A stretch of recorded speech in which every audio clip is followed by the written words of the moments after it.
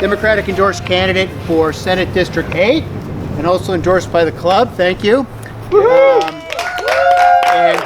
We've got some literature over here, a sign-in sheet for volunteers, some really great bumper stickers that are not oblong, they're square, they're unique, and some lawn signs on the front lawn you can take as well. So I've been personally walking door to door in Elk Grove, gosh, since about April or May of last year, and I'm really excited about what I've learned about the community and all that's happening and all the great potential. What I hear at the door from voters in terms of their concerns, and probably not a surprise to those of you that live in Elk Grove, homelessness, maintaining the quality of education here, concerned about climate change, concerned about the impacts of climate change, like the availability of water, for example, the persistent drought, a desire to maintain the quality of life in this community.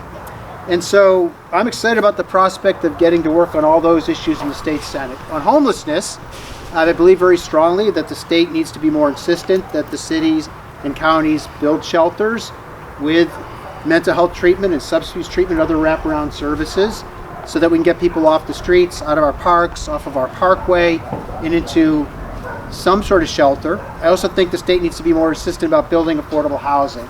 We've got a great shortage, not only in this region, but throughout the state. And then we need more housing generally. We're projected to be about 2 million units overall short by 2030 for housing generally, and that's creating a very, very acute shortage, which is helping to drive up the price. I'm worried about my kids' ability to own a home. I'm sure many of you are worried as well. And so I do think we need to have programs for first-time home buyers, like down payment assistance, low-interest loans, and then permanent affordable rental housing for people as well. On climate change, I've been an international leader.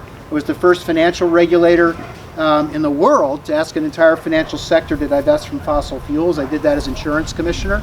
I feel very strongly about, thank you. Yeah. I feel very strongly about accelerating the just transition. That means not only across all sectors reducing greenhouse gas emissions and our reliance on fossil fuels, but it also means making sure we're making investments in the communities and in the jobs and people that are in economic sectors from which we're transitioning. So we can't leave stranded those that are working in the oil extraction and other fossil fuel industries. We've got to make sure they get jobs in wind, solar, geothermal, you name it.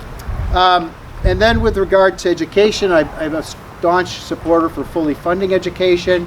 I think the Elk Grove Unified School District's doing a great job. I know we've got some people here running to continue leadership there. Excited to have a chance to spend a little bit of time with them.